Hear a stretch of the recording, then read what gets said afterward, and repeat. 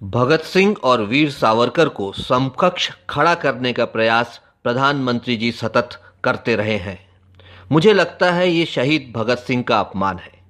इसलिए मैं बरतानिया हुकूमत को दी गई भगत सिंह और वीर सावरकर दोनों की याचिकाओं के आशय और अभिप्राय आपके समक्ष अलग अलग प्रस्तुत कर रहा हूं और फैसला आप पर छोड़ता हूं।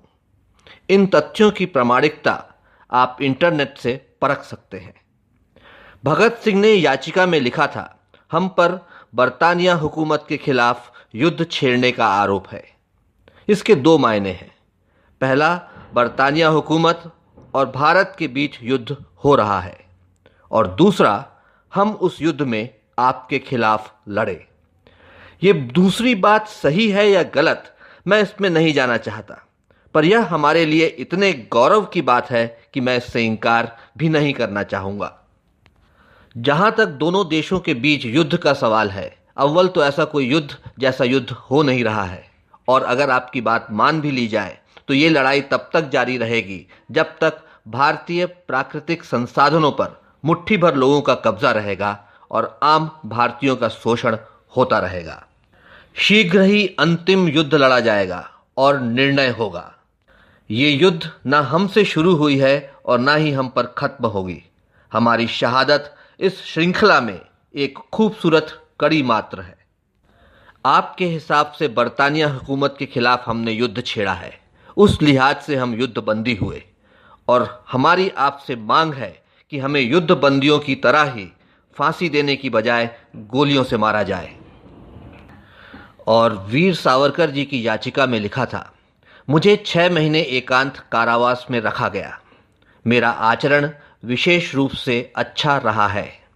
अगर मुझे दया करके छोड़ दिया जाए तो मैं बरतानिया हुकूमत पर अपनी निष्ठा और वफादारी जाहिर कर संवैधानिक प्रक्रिया का कट्टर समर्थक बनूंगा।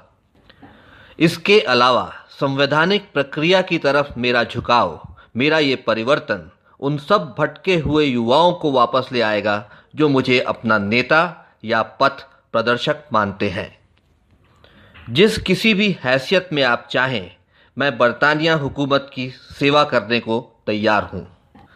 मेरा ये परिवर्तन शुद्ध अंतःकरण से है और ईमानदार है, और आशा करता हूं कि मेरा बर्ताव भी इसी के अनुरूप होगा। शहीद भगत सिंह और वीर सावरकर, इन दोनों के व्यक्तित्व में फर्क आप समझ ही गए होंगे। शहीद भगत सिंह जी की याचिका नहीं बल्कि बरतानिया हुकूमत को चेतावनी थी कि अब युद्ध और अधिक उग्र हो अपने अंजाम तक पहुंचेगा। वहीं वीर सावरकर जी की याचिका एक दया याचिका थी।